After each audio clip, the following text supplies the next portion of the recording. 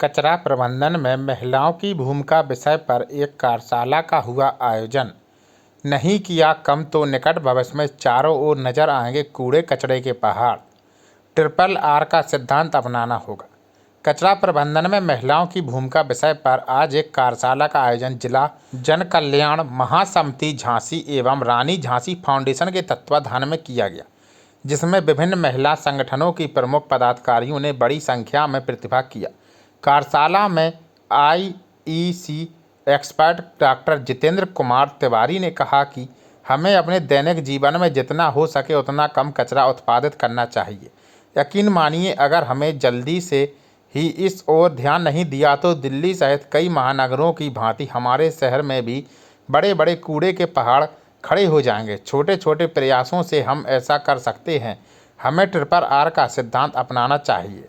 Reduce कम उपयोग, recycle पुनः चक्रण, रीयूज पुनः उपयोग को अपनाकर हम पर्यावरण में बढ़ रहे हैं अपशिष्ट को कम करने सहायक हो सकते हैं।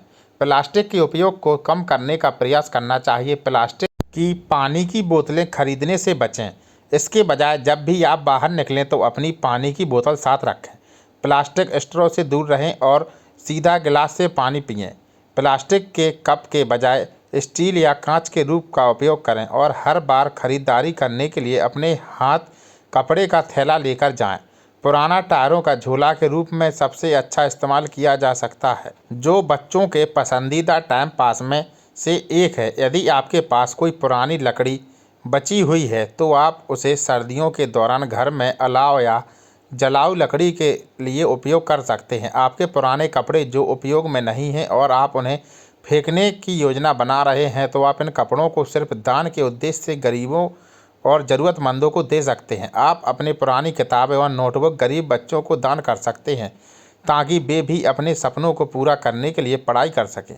आप अपनी पुरानी जीन्स या डेनिम के टुकड़ों को भी बैग में बदल सकते हैं। हमें पुरानी प्रथाओं का अनुकरण करना चाहिए और बेकार को आकार के तहत पुरानी वस्तुओं को उपयोग में लाना चाहिए। घर में कचरा प्रबंधन समय की आवश्यकता है। कचरे को डिग्रेडेबल और नॉन डिग्रेडेबल कचरे को अलग करें। बचे हुए खाने, फलों में सब्जियों के छिलके आदि से आप घर पर भी कंपोस्ट बना सकते हैं। बहुत सारा कचरा तब उत्पन्न होता है जब लोग अतिरिक्त भोजन को फेंक देते हैं, क्योंकि वे पहले से ही अपने भोजन की योजना नहीं बनाते, जिससे बड़ी मात्रा में भोजन बर्बाद होता है। जब अच्छी तरह से योजना बनाई जाती तो आप केवल वही तैयार करेंगे जिसकी आपको आवश्यकता है।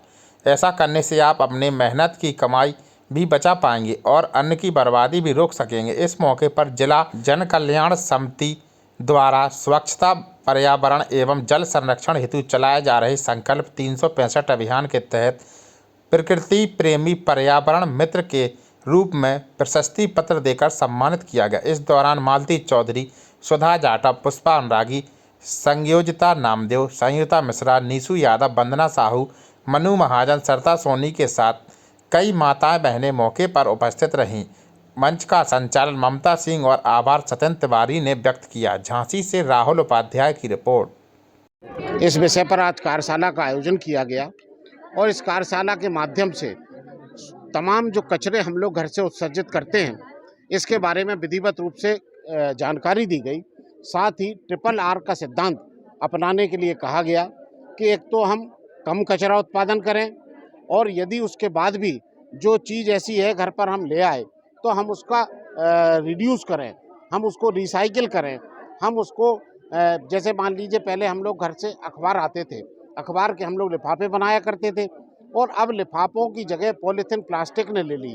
तो हमने ये आज कार्यशाला के माध्यम से आज झांसी महानगर के विभिन्न सामाजिक संगठनों के 100 प्रमुख लोग यहाँ पर उपस्थित हुए। इन सभी को हमने डस्टबिन दी और प्रकृति प्रेमी पर्यावरण का सम्मान देते हुए आप सबसे अपील इस बात की कि अपने घर से कम कूड़ा उत्सर्जित करें और जितना कम हो वो कूड़े को उत्सर्जित करने के साथ साथ हम घर पर जो रिसाइकिल कर सकते हो वो भी करें। हम लोग कहाँ पे ये कार्यक्रम? ये आज हमारा कार्यक्रम जिला जन कल्याण महासमिति और रानी झांसी फाउंडेशन का जो सिटी ऑफिस है राधिका मंडपम के पीछे, वहाँ पर ये कार्यशाला का आयोजन किया गया।